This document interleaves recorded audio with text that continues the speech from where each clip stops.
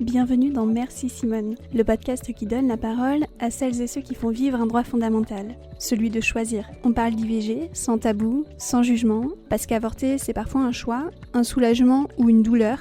Ici vous entendrez des femmes, celles qui l'ont vécu, celles et ceux qui accompagnent ces femmes, des professionnels de santé, pour soutenir, informer et briser le silence. Merci Simone, c'est aussi un hommage à Simone Veil bien sûr, mais aussi à Simone de Beauvoir, à toutes celles qui se sont battues et qui se battent encore pour que l'IVG reste un droit accessible, sûr et respecté. Dans ce nouvel épisode, j'ai le plaisir d'accueillir Delphine. Delphine est venue nous raconter son parcours, sans filtre, avec ses mots, pour nous parler de l'avortement qu'elle a subi il y a un peu plus de 20 ans maintenant, quand elle avait 33 ans. Et cette histoire, elle débute malheureusement avec des violences gynécologiques, des mots blessants, des actes douloureux. Aujourd'hui, elle les dénonce, ce qu'elle n'a pas fait à l'époque, et peut-être en espérant que cela puisse servir de prévention à certaines d'entre nous. Alors je vous laisse écouter cet épisode avec Delphine, j'espère qu'il vous plaira tout autant que les autres. Je te propose qu'on y aille. Allons-y. Est-ce que tu peux te présenter, nous dire ton prénom, ton âge, nous dire en quelques mots ce que tu as envie qu'on sache de toi avant qu'on débute le récit de ton histoire, et ce qui t'a amené du coup au micro aujourd'hui. Alors moi, je m'appelle Delphine, j'ai 52 ans. Je pense que je suis quelqu'un d'assez fort moralement, et j'ai choisi de parler parce que je trouve important qu'on enlève ce tabou, parce que même nous, entre femmes, on n'en parle pas tellement, en fait, de nos vécus gynécologiques, de nos avortements, ou même des fausses couches aussi qu'on peut avoir vécues. Finalement, il y a énormément de tabous, même entre femmes, où on va parler un petit peu entre copines. Des fois, on va évoquer un peu les sujets, ou lors de soirées de grand déballage. Mais en fait, publiquement, on n'en parle pas. Et je pense que ce tabou justement sur le sujet de l'avortement fait que ça empêche la parole peut-être de parvenir à d'autres personnes qui pourraient y être confrontées, qui se posent des questions. Donc plus on en parlera et plus on avancera. Ouais, Voilà. je suis bien d'accord. Ça permet aussi de dire: moi je l'ai vécu, et que quand dans son cercle familial ou amical, il y a une autre femme qui passe par là, de savoir qu'on peut être sa référente, qu'on peut l'accompagner si elle a besoin, qu'on est passé par là, qu'on a les informations, ou en tout cas certaines informations. C'est hyper important. Tout à fait. Et puis, si je suis venue vers toi, comment j'ai connu le podcast, je te l'ai dit, hein, c'est grâce à une personne que moi je connais bien sur les réseaux sociaux, et qui te connaît très bien aussi, Et oui, et qui a beaucoup d'affection pour effectivement. toi, et qui a partagé ton podcast, et du coup, ça m'a donné envie de témoigner. Et je la remercie du coup, parce que c'est elle qui nous permet aujourd'hui d'échanger ensemble et que tu puisses nous raconter et nous partager ton histoire. J'aime bien commencer du coup le podcast par une petite news, insolite plus ou moins. Et donc je vais te poser une question, peut-être en as déjà entendu parler. La question est, dans l'État du Wisconsin, donc aux États-Unis, il y a une loi qui date de 1849 qui a été annulée à une voix près, donc à 4 voix contre 3. Et donc ma question est, qu'est-ce que cette loi, l'annulation de cette loi va changer concrètement pour les habitants de l'État? Alors écoute, je n'en ai absolument aucune idée, mais ce qui est sûr, c'est que les droits à l'avortement aux États-Unis, c'est pas vraiment joyeux actuellement. Donc je suppose que ça va encore compliquer les droits des femmes dans le Wisconsin, très certainement. Eh bien non. Là Oh! est la news insolite. Le Wisconsin, en fait, a annulé la loi qui pénalisait l'avortement. Donc les femmes, maintenant, dans l'État du Wisconsin, ont le droit d'avorter. Mais c'est magnifique! Mais c'est magnifique. Voilà, Mais une oui! petite news insolite, parce qu'effectivement, comme tu le disais, dorénavant aux États-Unis, depuis que, ils sont revenus sur, un arrêt qui, permettait l'avortement, et les États ont le droit de légiférer, pour la pénalisation de l'avortement. Et donc là, il y a quelques États quand même qui, continuent d'avancer dans le bon sens malgré tout, et c'est le cas dans le Wisconsin où ils sont revenus sur cette loi-là. Voilà. Ben, écoute, c'est une excellente nouvelle. Ça fait plaisir à entendre. Alors Delphine, je vais te laisser en fait nous raconter le moment de vie dans lequel tu étais, au moment où tu as appris que tu es enceinte, pour nous donner un petit peu de contexte. Quand est-ce que c'était et à quel moment de vie tu étais? Alors, bah, écoute, moi donc j'avais 33 ans. J'étais en couple, avec quelqu'un, que j'aimais bien, mais dont je n'étais pas amoureuse, vraiment, voilà. Je savais que, j'allais pas faire ma vie avec lui et puis, de toute façon, j'ai jamais eu vraiment de désir d'enfant. Bah, pour moi, en fait, c'était, une évidence dès le départ que, je n'allais, pas garder cet enfant parce que, bah, je savais que je ne resterais pas, avec cet homme-là et j'avais pas envie qu'on se retrouve c'est méchant à dire, mais coincé avec un enfant, entre nous et qui allait, nous obliger à conserver une relation à vie. Parce que, Mmh. quand, on prend la décision d'avoir un enfant, bah, on est, dans une relation avec l'autre à vie et moi, c'était hors de question, en fait, avec cette personne-là, malgré, toute l'affection que j'avais pour lui. Bah, donc pour moi, ça a été évident tout de suite que, il fallait que j'avorte. Et c'est des choses dont vous Voilà. aviez déjà parlé ensemble avant l'avortement? Non, mais Ou c'était un sujet qui était pas du tout, au go non, alors en fait, la question ne se posait, même pas, à vrai dire, dans notre relation, c'était uniquement du fun, en fait, tu vois? Pour le contexte, moi, j'avais vécu une relation, très forte, avant, pendant 10 ans, avec quelqu'un que j'avais connu très jeune, enfin voilà et qui était décédé et j'étais dans une, période, voilà, où, les relations, voilà, ça devait du être du fun? fun et point barre. Voilà, il fallait pas, j'envisageais pas de construire, quoi que ce soit avec qui que ce soit et en l'occurrence, pas avec lui en tout cas. Donc, Ouais. c'était même pas en fait, ça n'entrait même pas en ligne de compte dans notre relation qui était tout sauf sérieuse, quoi. Il y avait jamais eu de discussion, sur, le fait, d'avoir des enfants ou quoi que ce soit. OK. Tu disais aussi, donc à ce moment-là, tu avais 33 ans. On parlait un petit peu, avant entre nous, de l'évolution, de la société sur certaines choses en positif. Il y a 20 ans, donc à 33 ans, tu n'étais même pas sûre de vouloir des enfants.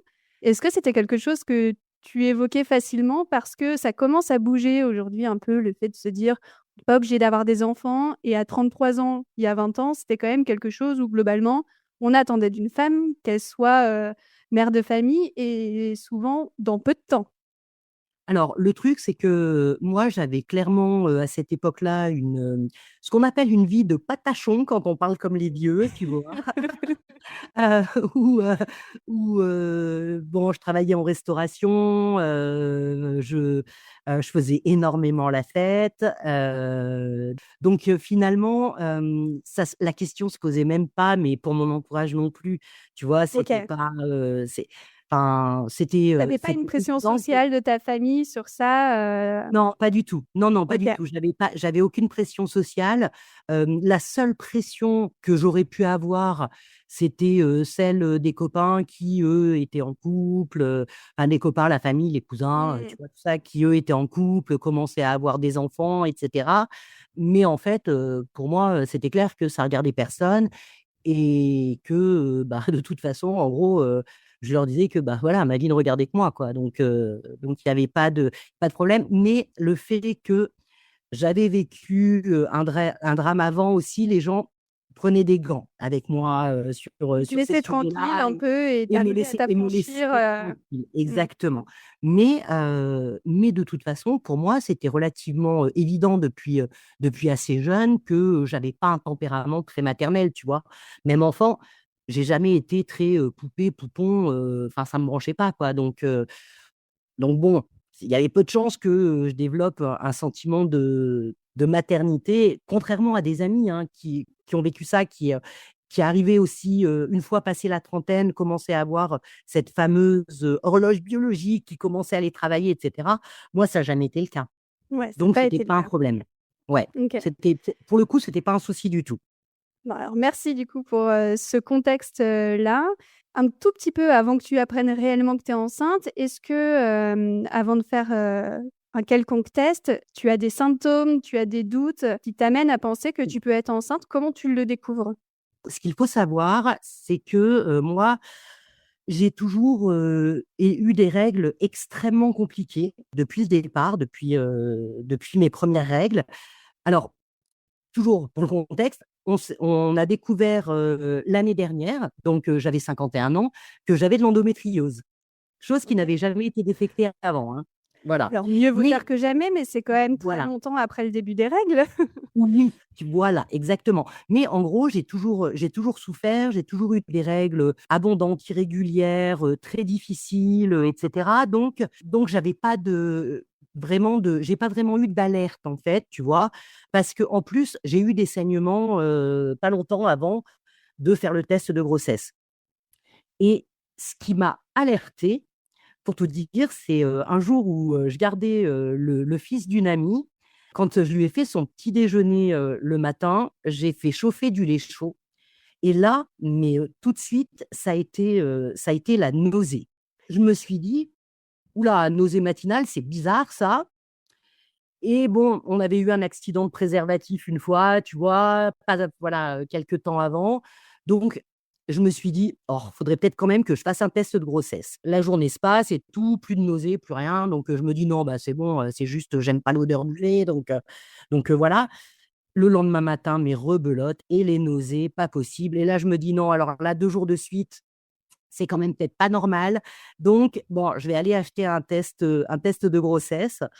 J'ai fait le test de grossesse et tu fais pipi dessus, tu sais, 3 minutes d'attente et moi, en fait, j'avais même pas encore posé sur la tablette dans la salle de bain que déjà ça commençait à apparaître les chutes. Il faut croire que les hormones étaient Ah, c'est fortement fort. perturbées, tu vois? Donc que j'étais clairement enceinte et là, je me suis dit: «Bon, OK, il y a pas photo, bon, je vais attendre jusqu'au bout». Et alors là, il y avait un gros plus qui s'est affiché au bout des 3 minutes. Et donc, bah, en fait, pour moi, ça a été une évidence tout de suite. Ça a été, bah, il faut que je trouve, un rendez-vous, pour, avorter le plus vite possible.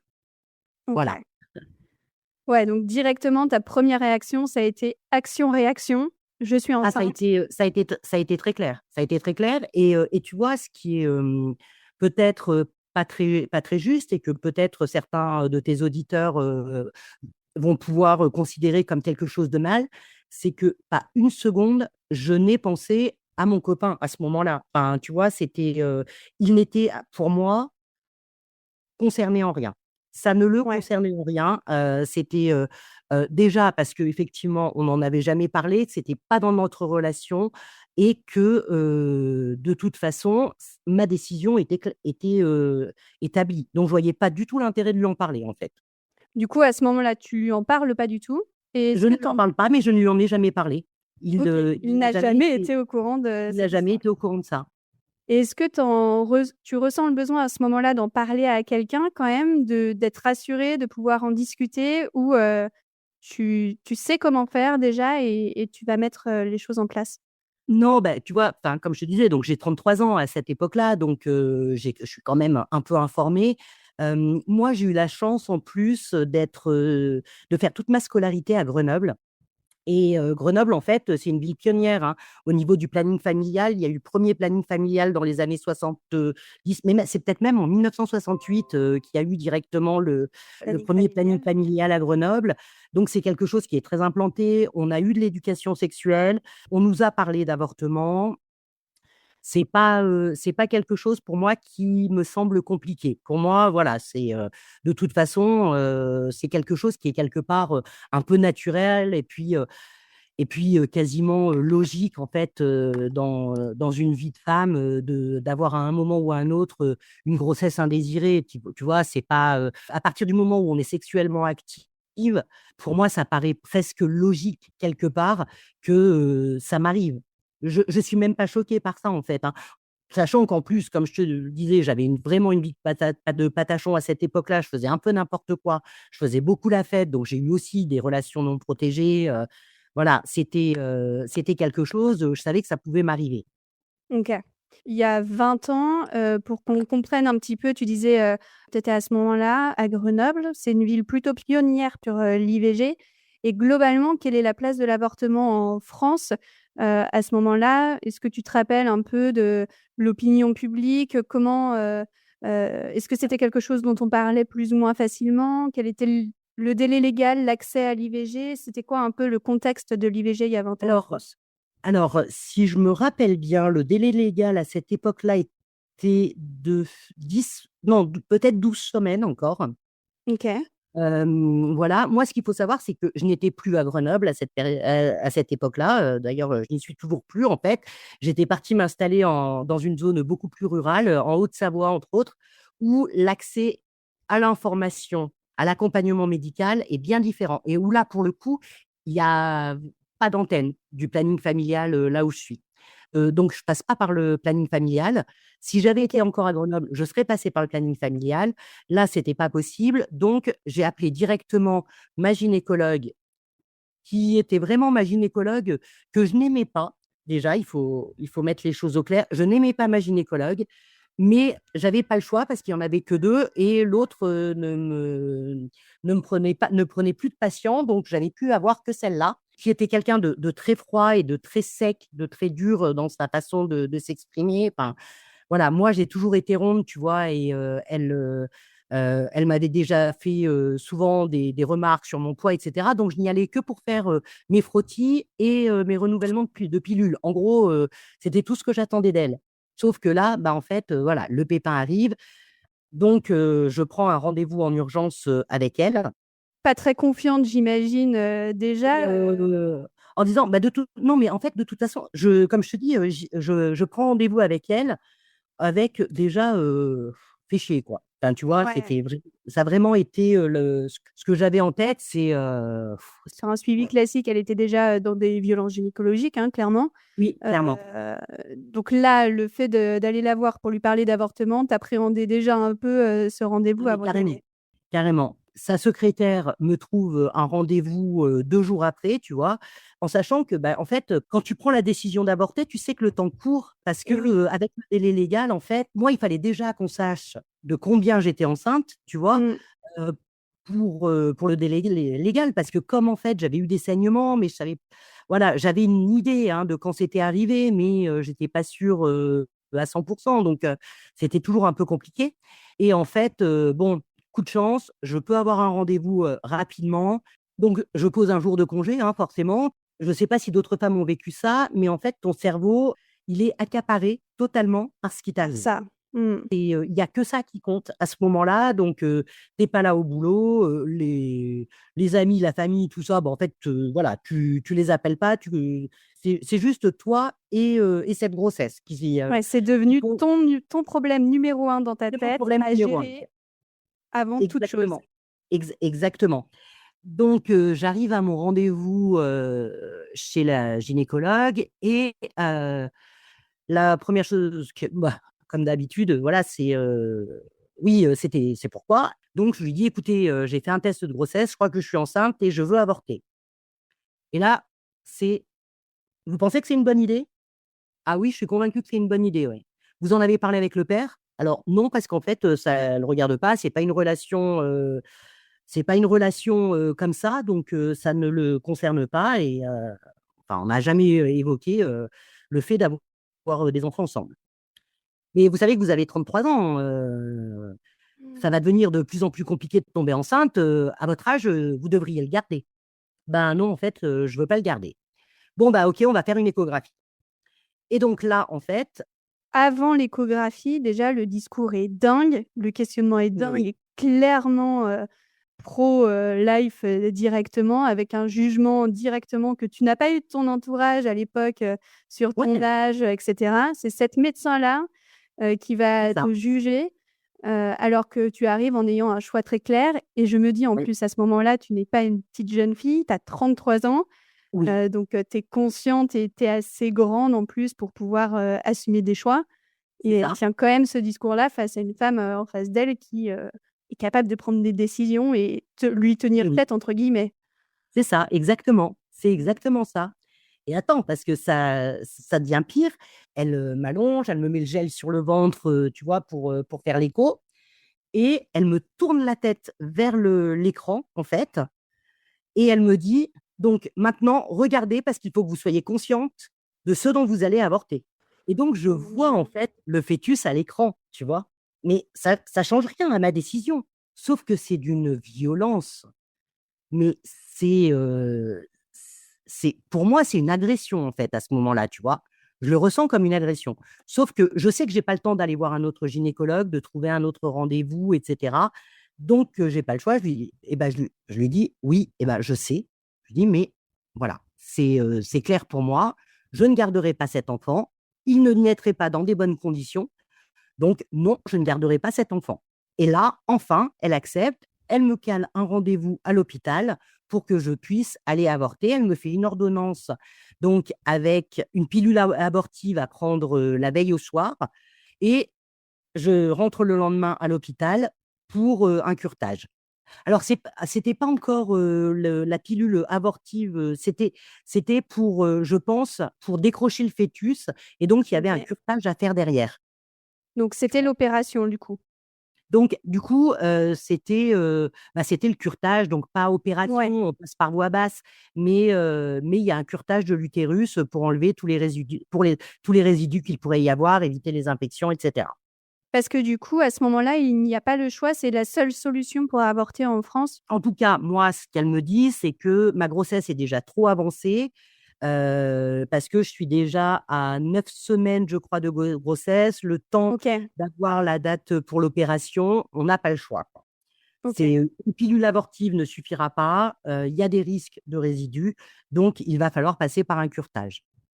Donc une fois, en fait, qu'elle t'a auscultée, quand même, là, elle te donne, les bonnes Elle informations et elle t'informe, Tout à fait, tout à fait. Alors c'est très clinique, c'est très froid, évidemment, puisque j'ai bien compris, hein, qu'elle est, contre le fait que je ne sais pas si elle est contre l'avortement, mais en tout cas, le fait que moi, femme à 33 ans, j'avorte, ça la dérange profondément. Ça, je l'ai et bien encore, compris. elle ne savait pas à ce moment-là encore que tu avais de l'endométriose.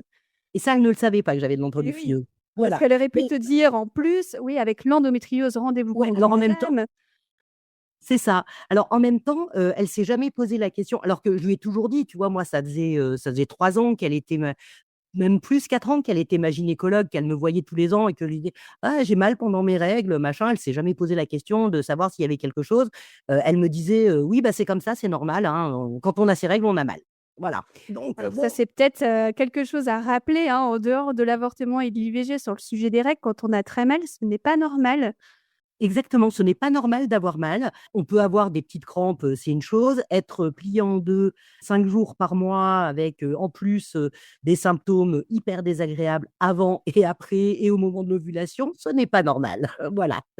Ouais, Donc, très jeunes clairement. femmes, si vous écoutez et que, vous avez des douleurs, n'hésitez pas à insister, ne faites pas comme moi parce que, en fait, bien souvent, il y a des causes derrière et on n'est pas douillette, en fait.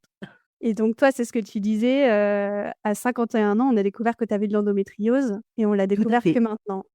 Exactement, exactement. Donc, moi, sachant que j'ai eu mes premières règles, j'avais 11 ans, tu vois? Il a fallu 40 ans pour, découvrir que j'avais de l'endométriose et pendant 40 ans, j'ai souffert tous les mois de ma vie En et silence ou en tout cas, pas entendu par le corps médical, sur ce sujet-là. ah mais non, mais entendu par personne parce qu'au départ, c'était, ma mère, tu vois? Qui pensait que je faisais un peu de cinéma, que je voulais pas aller au collège ou, que je voulais me faire dispenser de sport ou machin, alors qu'en fait je souffrais, réellement.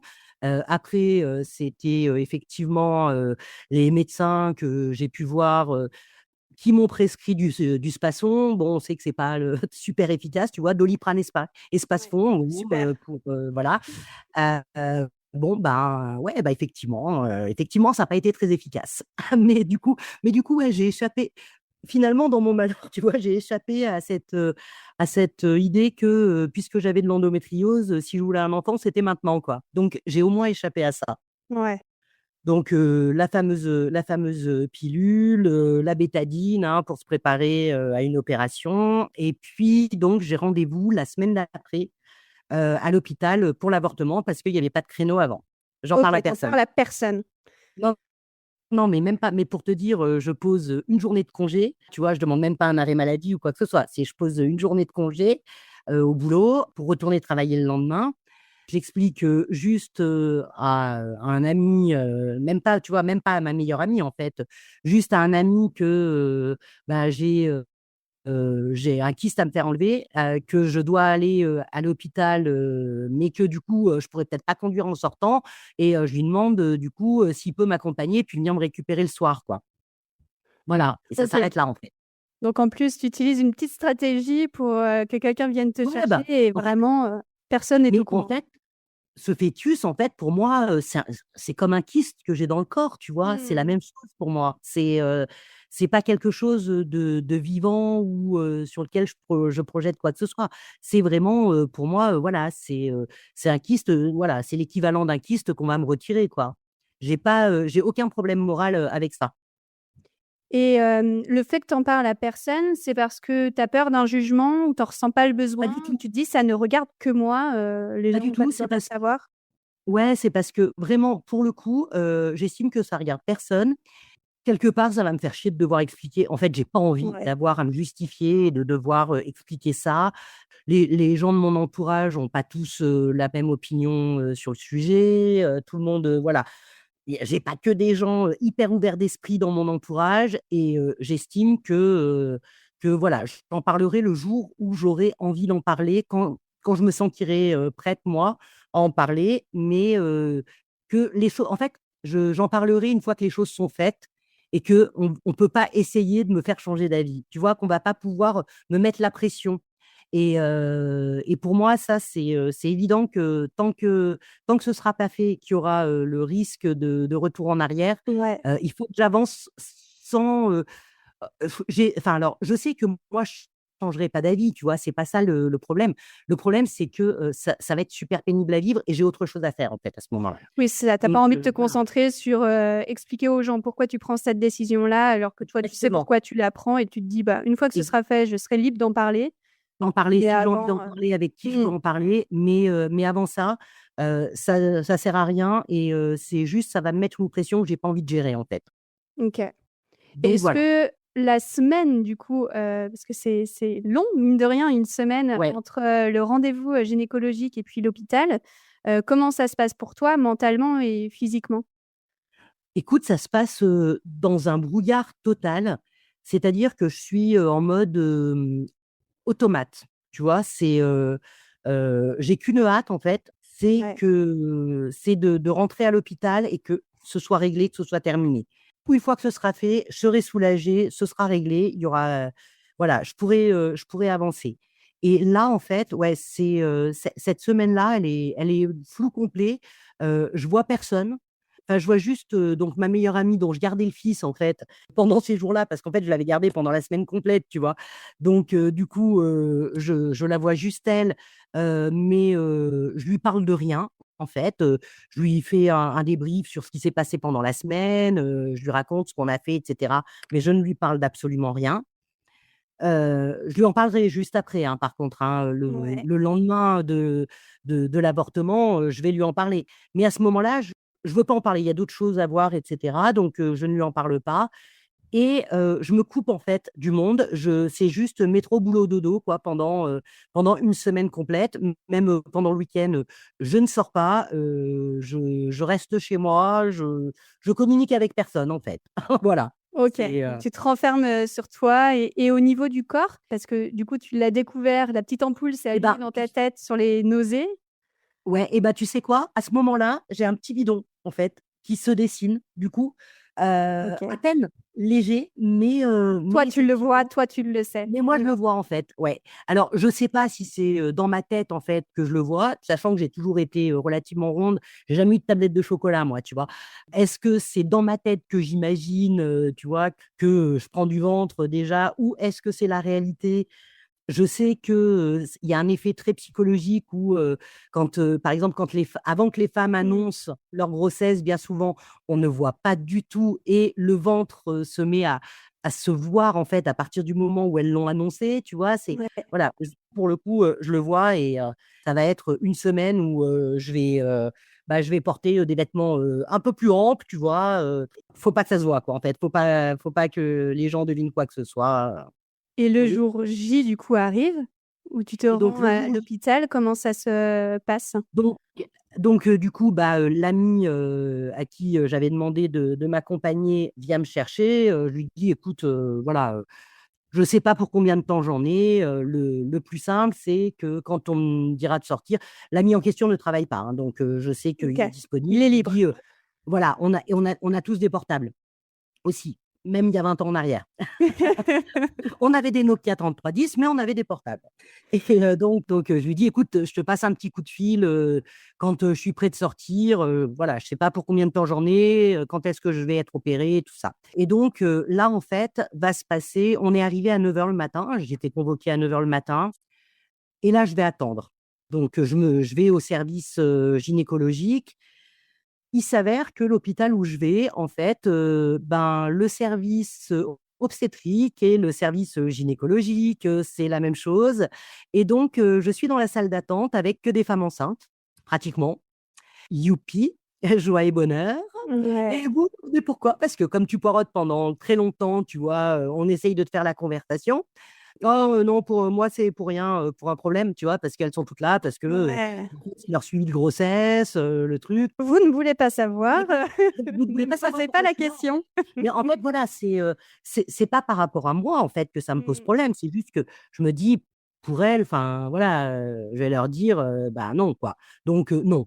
Donc Et ça, malheureusement, c'est encore le cas aujourd'hui, où les hôpitaux, l'endroit pour, faire les avortements est le même endroit où les femmes accouchent. Il y a pas de voilà. différence de fait et c'est encore le C'est cas dans certains endroits et peut-être que ça le sera encore plus puisqu'il y a même des hôpitaux et des plannings familiaux aujourd'hui qui ferment, qui avaient la spécialité, pour faire avorter les femmes et donc du coup, on se retrouve aussi, de moins en moins de moyens sur ça donc ah mais on arrive de plus en totalement. plus à cette situation. Mmh. Et alors attends, parce que moi, en fait, après, c'est encore «pire» entre guillemets, c'est que donc bon, je suis prise en charge, on m'installe, dans une chambre, avant, que j'aille, faire mon curetage. Il y a un truc dont j'ai oublié de te parler, c'est la veille au soir quand j'ai pris le médicament, mais on en parlera plus tard. Au départ, je suis seule dans la chambre, donc ça va bien, tu vois? J'ai prévu un bouquin, je suis tranquille sur le lit, j'attends, qu'on vienne me chercher pour m'emmener au bloc. Et en fait, il y a une femme qui arrive dans la chambre, qui pour le coup, elle n'est pas enceinte. On discute, un petit peu et en fait, elle vient pour un traitement pour la fertilité parce qu'elle n'arrive pas à avoir d'enfant et que voilà. Et vous, Mon pourquoi vous êtes là? Dieu! Et bah, là, du coup, en fait, je lui ai ressorti, mon histoire de kyste, tu vois? En disant: «Moi, je viens me faire enlever un kyste à un ovaire», tu vois? Parce que, bah, je vais pas lui dire, «Bah, toi, désolée ma pauvre, tu arrives pas à tomber enceinte et tu galères». Parce qu'alors en plus, comme, beaucoup de personnes qui ont des difficultés à avoir des enfants, quand elles peuvent se confier, en fait, elles te racontent leur parcours et ce qu'elles ont Mais ouais. traversé et les galères et les fausses couches et les trucs, tu vois? Tu sens qu'elle a besoin d'en parler et moi, je suis super emmerdée, en fait, parce que j'ai envie de lui dire: «Mais en fait, c'est con parce que, voilà, si je pouvais te la filer, ma grossesse, ce serait avec grand Mais plaisir, ouais. mais en fait, voilà», tu vois? Et là, je me dis: «Mais quel est l'imbécile dans cet Ouais. hôpital qui a trouvé que c'était intelligent de mettre une femme qui vient avorter avec une femme qui vient pour un processus de fertilité, quoi». Et autant C'est l'une comme l'autre, en fait. Je me dis pour mais c'est toi, ça, psychologiquement, tu portes quand même le truc de te dire: «Bah, je peux pas lui dire pourquoi je suis là, enfin bon, en termes de bah, ouais, bienveillance, c'est moyen». Et mais puis oui, mais tu si tu vois? avais même pas pensé à ça et que tu lui avais dit, bah, dans l'autre sens, là, c'est pour elle où ça devient compliqué psychologiquement de se dire: «Putain, il y a des femmes qui tombent enceintes alors qu'elles le veulent pas, pourquoi moi j'y arrive pas?» À C'est exactement ça. s'auto-culpabiliser, quoi. C'est exactement ce qui m'est passé dans la tête, en fait, c'est je peux pas lui dire à cette femme, tu vois? Bah, Je peux ouais. pas. Je me dis, moi, j'avais 33 ans, donc j'avais un petit peu de recul et puis j'avais des copains qui galéraient à avoir des enfants, donc tu vois, je voyais un petit peu les douleurs psychologiques et cetera, mais Mmh. j'aurais eu 18 ans, tu vois? Bah, Mmh. c'était la même chose, en fait, enfin, mais sauf que j'aurais pas eu ce recul-là et que peut-être que je lui aurais dit: «Bah, moi, je viens pour me faire avorter parce que je suis tombée enceinte et je le voulais pas», tu vois? Et ça aurait pu être super violent, donc Et puis au-delà de je me ça, il y a un côté presque, pression aussi sur toi. Alors on l'entend depuis le début, tu es très alignée avec ton choix, la question se posait même oui, pas. Mais on le rappelle, à ce moment-là, tu as 33 ans. Effectivement, si c'est une jeune femme qui est un peu plus en doute, qui sait pas trop, bah, ou oui, qui quand elle prend la décision, elle se dit: «Bah, OK, ma décision est prise» et que finalement à l'hôpital, elle tombe avec une femme qui essaie d'avoir des enfants et qui lui raconte, tout le malheur du monde qui lui arrive, pour lequel elle arrive pas à avoir un enfant et qu'elle trouvera ça ouais, merveilleux parce que et en fait, toi, tu viens de faire avorter. tu te dis, bah merde, est-ce que je prends la bonne décision? Je prends la bonne Enfin, décision, c'est... exactement. Non, mais c'est exactement ça, en fait. Et moi, tu vois, ça me traverse l'esprit, en fait, à ce Mmh. moment-là, de me dire, est-ce que si dans 2 ans, 3 ans, je veux un enfant et je n'y arrive plus, est-ce que je vais m'en vouloir, tu vois? Et c'est vraiment à ce moment-là. Ça m'avait pas traversé l'esprit avant, en fait. Je m'étais pas posé la question. Et à ce moment-là, je me la pose, la question. Et en fait, bah, j'ai pris le cachet. Là, on va juste faire le curetage. C'est déjà trop tard, tu vois? Donc de toute Ouais, parce façon, que la veille, aller au du bout coup, du c'est ce que tu processus. disais, la veille, tu as Ouais, pris un cachet c'est ça. qui permettait de décrocher le fœtus. Ouais, exactement. Et en fait, là, je suis seule chez moi, je prends le cachet, et je vais me préparer pour aller, prendre la fameuse douche à la bétadine, tu vois, la veille, Mmh. d'aller me faire opérer. Et je sens des crampes, en fait, au niveau du ventre. Et quand, je vais dans la douche, en fait, je pisse le sang. Je OK. pisse le sang et il y a des caillots, en fait, dedans. Et je ne sais pas ce que sont ces caillots, tu vois? Je ne sais pas. Je ne sais pas quelle matière c'est ou quoi que ce soit. Et c'est juste, je me suis douchée, en gros, sans regarder le fond de mon bac de douche, tu vois? Et je l'ai rincé, en tournant la tête. Je ne voulais pas voir ce que ça pouvait être. Et C'était, la gynécologue, elle t'avait prévenu de elle ne la prise m'avait de ce médicament? absolument pas, absolument pas. Je ne savais absolument pas ce que ça allait engendrer, comme conséquence. Donc là, tu Heu, sais pas ce qui t'arrive, en fait, ouais, et tu puis et comprends puis comme je te pas, dis et puis comme je te dis, en plus, c'était il y a 20 ans en arrière. On n'avait pas encore, accès, à, toutes les informations qu'on peut avoir sur Mmh. internet, tu vois? C'était pas encore, Tu peux aussi pas aussi aller sur simple d'aller chercher. Doctissimo, C'est aller exactement poser ta ça. petite question. C'est ça, c'est pas encore accessible, aussi facilement que ça à la maison, quoi. Et ben, tu flippes un peu, à vrai dire, tu vois? Ouais, tu Donc, m'étonnes. quelque part, tu es très contente, de savoir que tu rentres à l'hôpital le lendemain parce que, déjà, tu te vides un peu de ton sang et que, c'est jamais très agréable, hein, c'est un peu fatigant, en plus. Mais en plus, tu sais pas trop ce que tu as évacué ou pas, tu vois? Si tu as évacué le fœtus ou pas dans ta baignoire, là, tu vois? Et le sang, C'est à un moment assez, donné, s'arrête ou jusqu'au lendemain, ah bah, jusqu'à non, l'opération, ça continue? en fait, moi, j'ai eu des saignements, quand, j'étais à l'hôpital, je saignais toujours, je suis sortie de l'hôpital, je saignais encore, hein. OK. J'avais toujours des Ouais, donc saignements. ça a Alors plus continué, atténués, mais j'avais encore des saignements, ouais. Ouais, ouais. Pour revenir, à l'hôpital, donc je suis partie, pour faire, mon curetage. Quand je suis revenue, donc en plus, ils me l'ont fait sous anesthésie générale, donc bon, j'étais, un peu dans le coltard, après, au réveil, voilà, c'était, pas super, tu sais, tu pas je sais pas si mmh. tu as déjà eu des anesthésies générales, mais tu es, Beh, pour cette franchement, situation-là même, ouais. effectivement, c'était sous anesthésie générale moi aussi et tu te réveilles un peu désorienté, tu sais pas trop où tu Ouais, es, c'est tu ça. comprends plus trop, le temps de remettre un peu toutes les idées en place, c'est pas le réveil le Exactement. plus agréable. Non, c'est tout à fait ça. Et puis, bah, j'ai vu ma gynécologue qui est venue me voir, qui m'a dit que je pouvais sortir, en gros. Et donc j'ai appelé mon pote qui est venu me chercher, qui m'a trouvée, bien palichonne, en fait, qui m'a dit: «Non, bah, écoute, je te ramène pas chez toi là, je te ramènerai demain. Tu viens avec moi, à la maison», il me dit: «C'est peut-être mieux quand même, enfin voilà, tu as quand même eu une opération, c'est peut-être mieux que tu sois pas toute seule cette nuit». Qui effectivement, je pense, était une bonne idée. Bah, je sais Et que c'est ce donc, qu'ils recommandent en tout cas aujourd'hui. Aujourd'hui, quand il y a une ouais, anesthésie générale, ils recommandent de pas dormir tout seul, la mmh, nuit qui suit l'opération. Là, ils t'avaient même mais pas préconisé ça, enfin, ils t'avaient laissé rien, sortir mais tu sais sans rien te dire. mais mais tu sais que en fait, enfin, j'avais été, relativement prévoyante en demandant à ce qu'on m'amène et ce qu'on vienne me chercher parce que je me disais que si j'avais des douleurs, Mmh. peut-être, je pourrais pas conduire pour rentrer. Mais en fait, à l'époque, j'aurais pu sortir et prendre ma voiture, quoi. Ah ouais, Alors c'était que pas je me réveillais d'une anesthésie générale, tu vois? Qui était pas la chose la plus intelligente à faire, je pense. Mais, pour le coup, voilà, j'avais un peu anticipé quand même, que je risquais de pas être forcément en état de conduire, donc, mais oui, j'aurais pu, prendre ma voiture et rentrer chez moi en sortant, tu vois? Ouais, et la Donc gynécologue, au moment où tu sors, elle te parle de comment ça va se passer pour la suite pour ton corps? Elle te propose, éventuellement un suivi psychologique ou il y a rien de tout ça? C'est fait, merci, au absolument revoir rien. madame. Non merci, au revoir madame. Absolument OK. rien, voilà.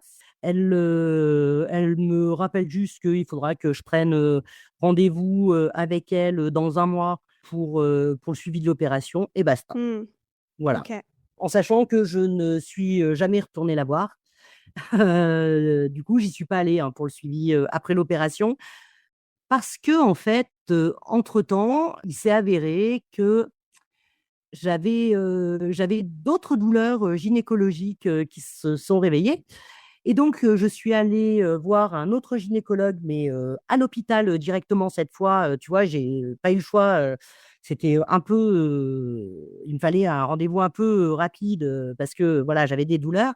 Et en fait, il s'est avéré que je me suis chopé une IST à l'hôpital.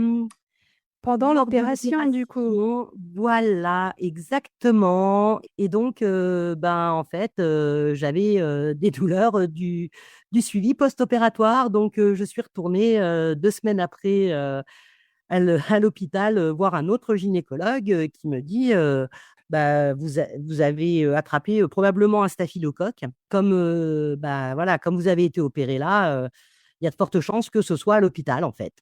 Donc, en plus du reste, vois-tu, j'ai eu le grand plaisir de D'avoir choper un un staphylocoque staphylocoque suite à mon par-dessus. avortement. Ouais, tout à fait. Donc là, c'était Mais traitement en plus à prendre.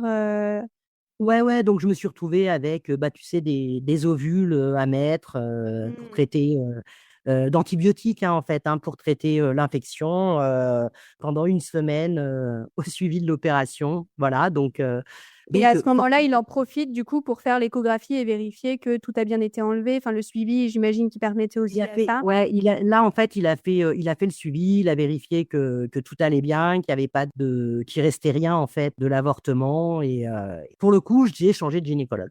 Voilà. Ouais, Donc, bah, on comprend. après, donc, Donc, mais, ils t'ont bien enlevé le fœtus, mais ils t'ont mais ils m'ont remplacé filé un ça par un petit. staphylocoque. Ouais, c'est ça, par un D'accord. Donc, staphylocoque. ouais, ouais, donc sympathique, quoi, vraiment. Bon, on sait que l'hôpital, les maladies nosocomiales, c'est courant, mais ça faisait un peu beaucoup, là. Je t'avoue que je suis sortie de ce rendez-vous-là en disant, c'est bon, là, j'en ai ras-le-bol. La Ouais. petite goutte d'eau qui fait déborder le vase. C'était un peu ça. Dans ma chance, je n'ai jamais eu aucun regret. La seule chose que j'ai regretté, en fait, c'est que j'étais pas encore suffisamment armée, terme je dirais, de défense de moi-même pour penser à signaler le comportement de cette gynécologue à l'ordre des médecins. Si ça m'arrivait aujourd'hui, je déposerais une plainte auprès de l'ordre des médecins. Parce que j'ai compris après, avec le recul, que le comportement qu'elle avait eu envers moi, bah, déjà, elle l'avait certainement envers d'autres. Toutes les choses, hein, même d'avant, tu vois, sa grossophobie, son comportement quand je lui annonce que je veux me faire avorter, son jugement, même ses gestes qui étaient d'une dureté, tu vois, enfin, chaque fois qu'elle m'avait fait un frottis, elle m'avait fait mal. Enfin, Ouais. c'est une aberration aussi. Aujourd'hui, les gynécologues savent faire un frottis sans te faire mal. Alors, ça va pincer un petit peu, mais on ne te fait pas mal. Elle, Oui, elle te c'est faisait un frottis, désagréable, c'est mais ce n'est voilà, pas censé faire mal. voilà. Et Mm. elle me faisait mal, tu vois, à chaque fois. Il y avait un vrai problème de comportement. Cette femme, depuis, a pris sa retraite, donc bah, maintenant, vogue la Elle galère. n'exerce Moi, j'ai plus. compris trop tard que j'aurais dû porter plainte et que je n'aurais pas dû me laisser faire. Mais si on me parlait d'un cas comme ça aujourd'hui, je conseillerais de porter plainte auprès de l'ordre des médecins. Parce que non, quoi. Non.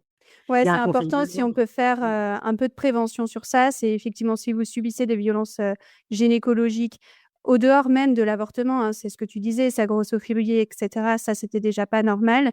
Durant un avortement, si le gynécologue a pas un discours neutre, ce n'est pas normal et vous pouvez effectivement le dénoncer et changer de gynécologue aussi dans la mesure où vous le pouvez, parce qu'effectivement, là, c'est ce que tu disais, hein, tu étais dans une Oui, région plus rurale, montagneuse, tu n'avais pas le choix du gynécologue. Si tout à vous fait. avez le choix et que c'est possible, changez de médecin. Et effectivement, là où c'est pas possible, faites au moins un témoignage, une dénonciation à l'ordre des médecins parce que vous êtes sûrement pas la seule à le vivre. Exactement. Et sachant aussi que maintenant, il y a aussi une chose qui est un peu bien pour les femmes, je trouve, c'est que quand on a un problème avec un gynécologue, voilà, si il y en a pas d'autres qui prennent de nouveaux patients, etc., il y a des sages-femmes, elles sont formées, elles peuvent répondre à 80% des soins dont on a besoin, mais largement, hein. Et elles sont souvent bien plus à l'écoute et bien plus douces, en fait, envers nous ne peuvent l'être certains médecins gynécologues, on va dire. Alors, je partage Donc faut totalement. pas Moi, hésiter à aller les voir. je suis la team, sage-femme. Pour avoir vécu aussi des rendez-vous gynécologues, pas très agréables et les sages-femmes ont effectivement une autre formation et qui leur permet aussi peut-être d'être plus à l'écoute. Ouais. Après cependant, tu disais quand même qu'aujourd'hui les gynécologues obstétriciens dans leur formation en études de Oui. médecine ont toute une partie sur, le consentement et comment mener, un rendez-vous médical, en étant respectueux du corps de la femme. Tout à fait et même, tu vois, aujourd'hui, j'ai à nouveau une médecin gynécologue qui est au top du top et qui respecte le consentement des patients, qui te fait pas déshabiller totalement, qui va te demander ton Mmh. consentement avant chaque acte, qui est, extrêmement bien formée, extrêmement, dans l'écoute du patient et ça change tout. Donc oui, les choses avancent et ça aussi, c'est une good news, Ça aussi, c'est qu'on peut dire, effectivement une good c'est que news. ça avance, ouais et effectivement, j'ai dans mon entourage donc une jeune femme qui va rentrer en 5e année de médecine, qui se destine, à la gynécologie et qui m'a dit que, clairement, le consentement du patient, on leur inculque aujourd'hui. Donc ça avance dans le bon Plaisir de sens. voir que les choses évoluent effectivement. Ouais, Et il c'est me bien. semble qu'à l'époque, moi, quand je cherchais, un gynécologue, j'étais tombée sur un site féministe, ou en tout cas qui identifiait pour les femmes, et par les femmes, les gynécologues et sages-femmes qui étaient, respectueux du consentement de la femme et qui faisaient des pratiques plutôt bienveillantes. Parce qu'on sait que c'est pas non plus toujours une partie de plaisir d'aller sur ces rendez-vous-là, donc j'essayais de retrouver le site pour le partager parce que c'est pas mal aussi de pouvoir s'y référer, de se référer à des femmes qui ont déjà consulté, ces médecins-là. Et puis aussi, malheureusement, le problème est que, bah, pour tout le corps médical, hein, c'est que même ces médecins bienveillants et cetera, moi, je sais que ma fameuse gynécologue ne prend plus du tout de nouveaux patients. Moi, Eh j'ai eu oui, la chance d'être orientée par un autre médecin chez elle, prise, malgré, son planning où normalement elle prend plus de nouveaux patients et a accepté de me garder dans sa patientèle après, l'opération que j'ai subie l'année dernière, donc où on a découvert, mon endométriose, 40 ans après.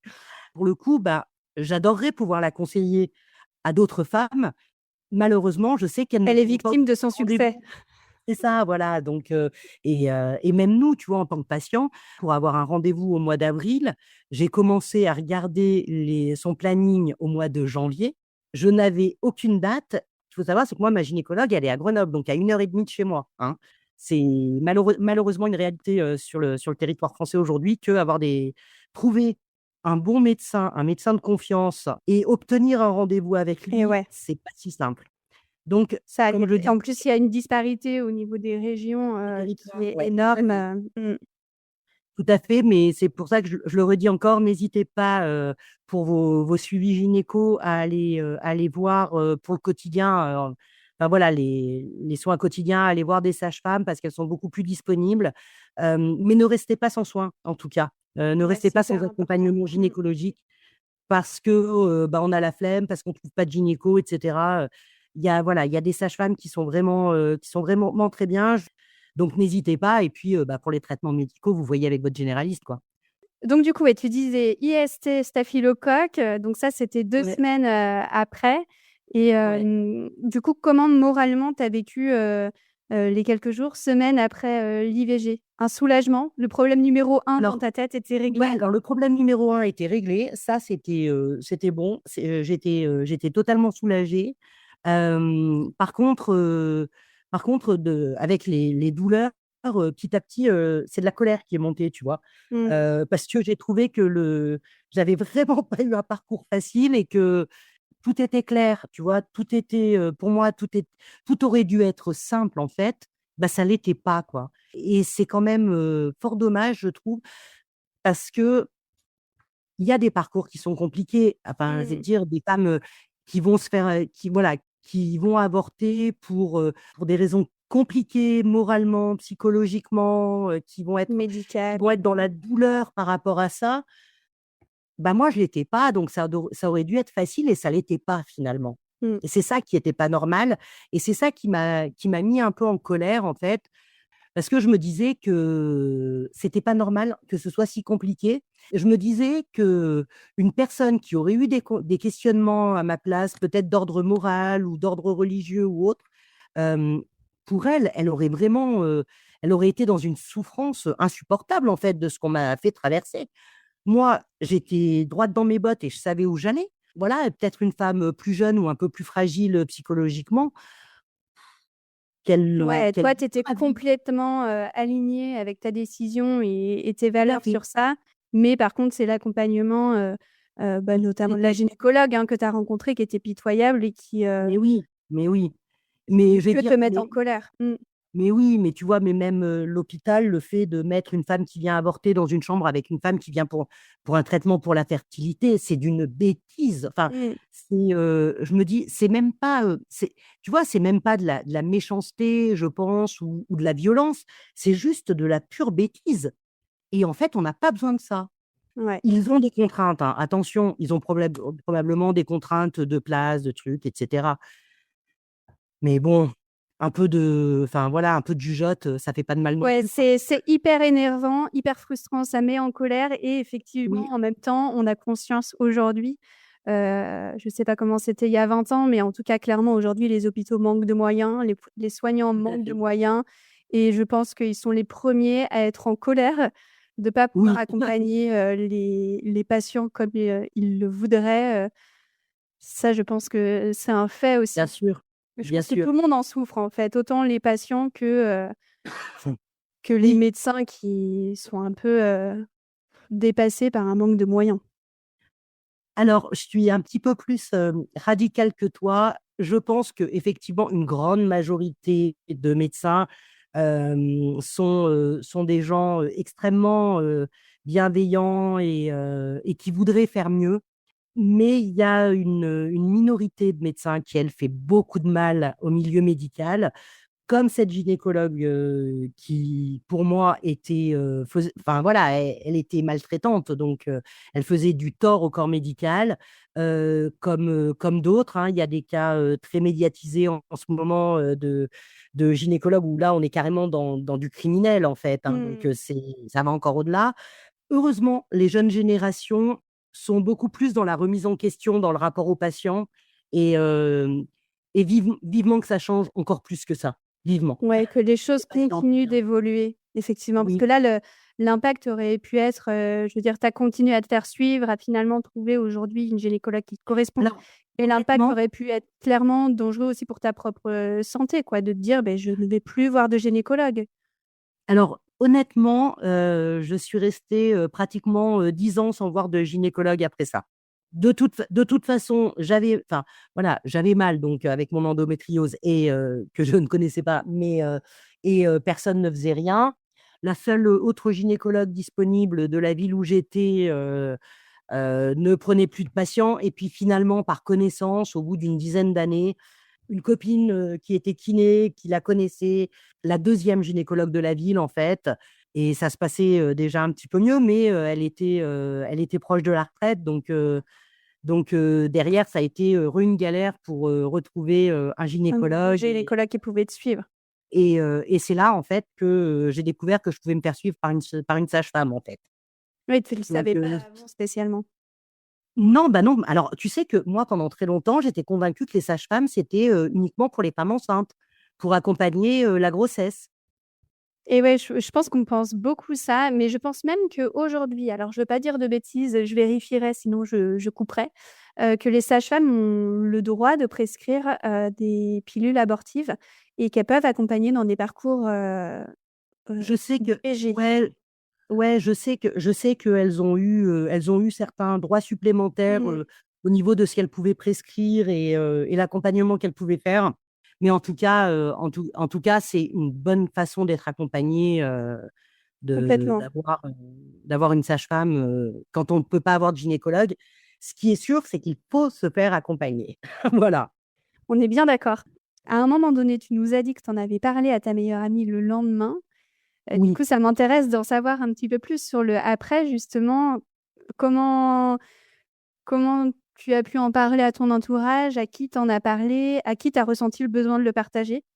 En fait, la seule personne avec qui, j'ai ressenti le besoin d'en parler, donc c'était ma meilleure amie Qui était maman parce du coup à ce moment-là, parce que tu qui gardais elle son était enfant?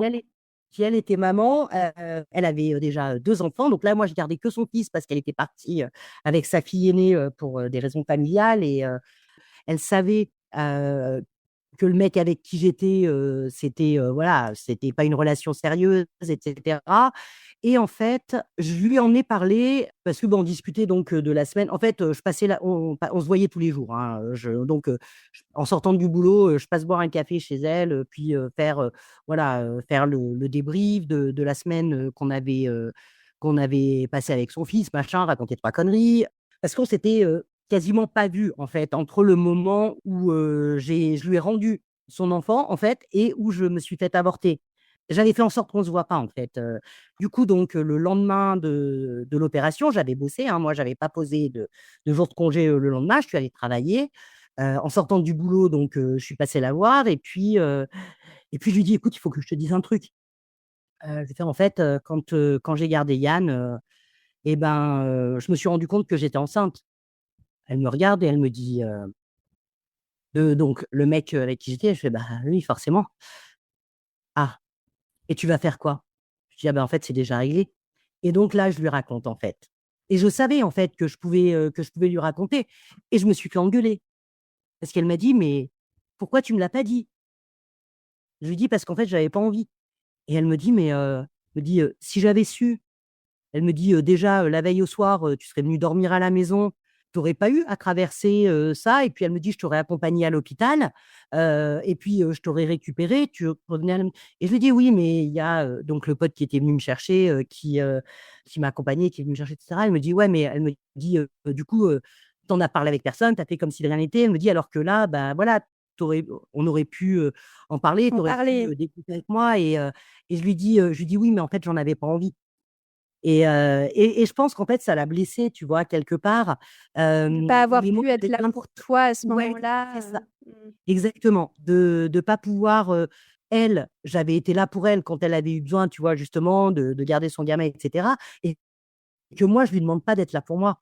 Ça, je pense que ça l'a blessée. Mmh. Mais après, elle a compris. Elle a compris que c'était une démarche que moi, j'avais besoin de faire seule aussi et ça s'est pas mis entre nous, hein. On est restés amis, sans aucun souci. Ouais, juste sur le coup, elle s'est énervée de Sur se le coup, dire: elle a «Tu as été vécu ça toute seule alors que j'aurais seule, pu être présente pour toi». Mmh. alors que tu aurais pu ne pas le vivre seule. À vrai dire, même moi, je comprends pas vraiment pourquoi je me sentais, quelque part, obligée de faire ça. Je sais pas pourquoi, mais c'était quelque chose, que j'avais pas envie de partager, tu vois? Bizarrement. Et aujourd'hui, avec du recul, est-ce que tu aurais fait les choses différemment? Est-ce que finalement tu te dis: «J'aurais dû en parler peut-être à ma meilleure amie pour être accompagnée» ou est-ce que ça ne t'a pas manqué pendant à ce moment-là? Je pense qu'aujourd'hui, je ferais les choses différemment, effectivement, et j'en parlerai à ma meilleure amie, de façon à justement avoir, quelqu'un qui m'accompagne, qui soit là, le soir, bah, quand, j'ai pris le médicament et que j'ai pris ma douche, qui soit là, Mmh. pour, me récupérer, à la sortie de l'hôpital. Ne serait-ce que pouvoir rire avec elle de cette fameuse situation dans la chambre, avec, Ouais. cette femme qui était là, tu vois? D'avoir quelqu'un avec qui j'aurais pu en rire, en fait, Dédramatiser. dédramatiser Mmh. un peu tout ça et ça aurait peut-être été, plus facile à traverser. Mon tempérament à moi fait que j'ai souvent besoin de faire les choses, toute seule, voilà, ça fait partie de mon tempérament, mon entourage le sait. Malgré tout, je pense que ça aurait été plus confortable de pas être toute seule. Mais malgré tout, elle a quand même été là juste après Et elle pour, a été là en après, parler avec toi. évidemment. Évidemment, elle a été là, toute ma vie pour en parler, avec moi. Donc, de tout ce qui a pu nous arriver dans la vie, elle a toujours été là pour qu'on puisse nous en parler. Voilà, malheureusement, elle nous a quittés, voilà, il y a un petit moment maintenant, mais, c'était, une personne en tout cas, avec qui il était possible de parler de tout. Donc, c'était bien. D'avoir quelqu'un en fait, ce qui est important, c'est d'avoir quelqu'un qui vous accompagne dans ces moments-là, qui ne soit pas dans le jugement. Mmh. Même si ses opinions, sont différentes, même si, c'est l'important, c'est qu'à ce moment-là, elle soit une épaule pour soutenir et elle l'a été en tout cas. Et effectivement, même si on est très aligné dans ce moment-là avec sa décision, c'est quand même quelque chose effectivement de plutôt agréable de pouvoir être accompagné, de pouvoir en parler à une personne. Pas forcément quelque chose qu'on a envie de crier sur les toits à ce moment-là, mais d'avoir Non. une personne référente avec qui on peut en parler, dédramatiser ou parler de nos craintes, de nos peurs. Et c'est ça, et tu vois, je pense que effectivement, si j'avais pu parler avec elle, peut-être de ce rendez-vous gynécologique qui a été Et ouais. catastrophique, voilà, de ce qui s'était passé aussi à l'hôpital, ça aurait été peut-être, parce que ça a été blessant hein, pour moi, tout ça, en Mmh. fait, finalement. Même, j'en parle maintenant, mais tu vois, ça s'est passé il y a 20 ans, alors j'ai eu le temps de m'en remettre, tu vois, mais sur le coup, ça a été blessant. Et tu en as reparlé après plus tard avec d'autres personnes ou c'est quelque chose que tu avais plutôt mis de côté, jusqu'à aujourd'hui? Non, alors en fait, maintenant, j'en parle assez facilement. Je vais pas en parler avec tout le monde. Ça reste un sujet compliqué, ne serait-ce que parce que il y a plein de gens qui ont des opinions religieuses que ça va heurter, tu vois, de parler Mmh. d'avortement. Mais quand le sujet vient dans la conversation, j'hésite pas à dire que moi, j'ai vécu un avortement et que ben, c'était pas si simple que ça et que je peux pas laisser dire que les femmes vont avorter. Tu vois, en guise de contraception, non, mais Ah ouais, mais ça bon, c'est pas si c'est une simple des d'avorter phrases que qui ça, est en fait. très agaçante. Ouais. Ou hein, voilà.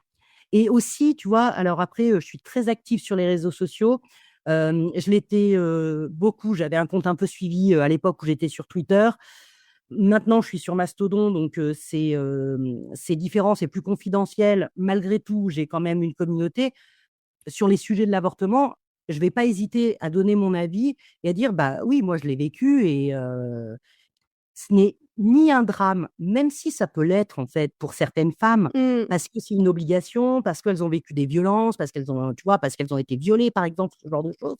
L'avortement lui-même, à partir du moment où on est certaine de ce qu'on veut faire, c'est pas un drame en soi, mais c'est pas non plus quelque chose de simple. D'abord parce qu'il faut arriver à avoir des rendez-vous gynécologiques qui Ouais. permettent de mener le process, de l'avortement, dans les délais, impartis, que ça demande une certaine énergie et de savoir à qui s'adresser et ce qu'il faut faire. Donc non, l'avortement ne peut en aucun cas être une contraception pour une femme parce que c'est compliqué.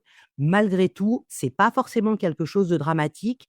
C'est aussi, quelque chose qu'on peut très bien vivre à partir du moment où on sait, voilà, on prend, une décision, qu'on assume. Enfin, je veux dire, on est dans l'immense majorité des cas, toutes les femmes qui avortent sont des femmes adultes qui ont pris une décision réfléchie. Donc Effectivement. Et j'ai voilà. eu il y a pas longtemps un échange avec, Lola, du coup l'épisode n'est pas encore diffusé, là pendant qu'on échange, mais il le sera bientôt, qui a justement, très bien vécu entre guillemets son avortement parce qu'elle a été hyper bien accompagnée et que son choix était très clair. Mais ça reste jamais quelque chose qu'on fait malgré tout de gaieté de cœur parce que, il y a des peurs, il y a des craintes, des incertitudes, la peur d'être jugé, peur d'en parler à son entourage, la peur du délai effectivement. En France aujourd'hui, c'est 14 semaines, mais quand on voit, qu'on est enceinte sur un test de grossesse, on ne sait pas à ce moment-là de combien de temps on est enceinte. Donc on s'imagine tout et rien qui nous passe par la tête. Donc effectivement, l'IVG n'est pas un moyen de contraception et cette phrase-là, moi, elle me met en colère parce que je pense que personne, aucune femme sur cette terre ne prend l'IVG comme étant un moyen de contraception. Ah bah non, mais en plus, il y a un truc, qui est, évident pour moi, c'est que l'IVG quand, on y arrive en fait, c'est qu'il y a eu un échec avant, un échec Mmh. de contraception, tu vois? Donc bah, merde, j'ai foiré ma contraception, y compris quand on peut être sous pilule et tomber enceinte. On peut utiliser des préservatifs. Moi, c'est mon cas, on utilisait des préservatifs puisque c'était pas une relation sérieuse. Donc voilà, mais un accident, ça arrive et c'est pas de chance, en fait, mais du coup, ça reste un échec, quoi. C'est: Et «Merde, ouais. j'ai loupé ma contraception, en fait», tu vois? Et 72 des femmes aujourd'hui qui avortent, étaient sous contraception et donc se protégeaient pour ne pas avoir d'enfants. Mais tout à Donc fait. Donc bah, voilà, ça veut dire que, les 3/4 des femmes qui, avortent sont des femmes qui ont fait ce qu'il fallait, en fait, pour ne pas tomber enceinte et sont malgré tout tombées enceintes. Donc il y a eu un échec de contraception qui mène à ça. Donc c'est justement l'inverse de choisir que, on prend, l'avortement comme une contraception. Non, justement, et c'est ouais. quand la contraception échoue, en fait, qu'on avorte. Et même quand les femmes ne se sont pas protégées, qu'il n'y a pas eu d'erreur de contraception ou autre, c'est aussi bien de le rappeler que le droit à l'avortement reste un droit Ah mais et qu'on ne doit pas être jugé qu'il y ait eu contraception ou non, en fait. tout Ça à arrive fait. aussi de faire une erreur, de tomber enceinte sans avoir été sous contraception. C'est aujourd'hui pas la majorité des cas, mais ça arrive aussi et c'est pas pour autant que vous devez vous culpabiliser de ça. Vous avez le même accès au droit. Tout à fait, tout à fait. Je pense que c'est une bonne morale que tu dis là, c'est que voilà, on est toutes, quelle que soit la raison en fait pour laquelle on décide d'avorter, ben c'est notre droit parce que c'est notre corps en fait, notre choix. C'est nous qui devons décider et personne ne devrait avoir le droit Mmh. de prendre des décisions concernant nos propres corps. Merci beaucoup Delphine pour ce que tu dis parce qu'effectivement, je partage complètement et c'est important de le dire et que les gens l'entendent. Ouais, bah oui, c'est important. Si on Merci. prend aujourd'hui, un petit peu de recul, sur toute cette situation, si tu pouvais parler à la toi d'avant, au moment du test positif, qu'est-ce que tu lui dirais? Bah, je lui dirais que tu as pris la bonne décision. Ça semblait une évidence, à ce moment-là et ben 20 ans plus tard, ça l'est toujours en fait. Mmh. C'était toujours la bonne décision.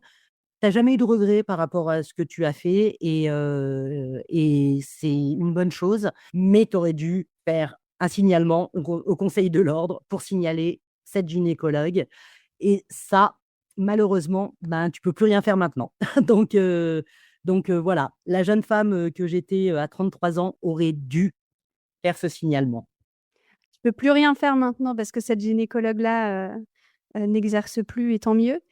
Mais du coup, tu partages aujourd'hui ton histoire et ça participe quand même à ça, de dire aujourd'hui aux femmes, qui le vivent, qu'elles peuvent, le Oui, dénoncer et qu'il oui, faut en parler.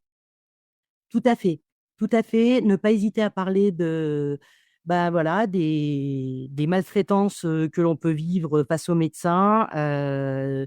C'est pas toujours facile parce qu'en fait, en tant que patient, déjà, on est dans une situation d'infériorité quelque part, Mmh. face au médecin c'est le sachant, hein, il a fait, 10 ans, 11 ans d'études, 12 ans des fois, comme spécialiste, on sait ce qu'on veut pour nous-mêmes, donc il faut pas hésiter, à le dire.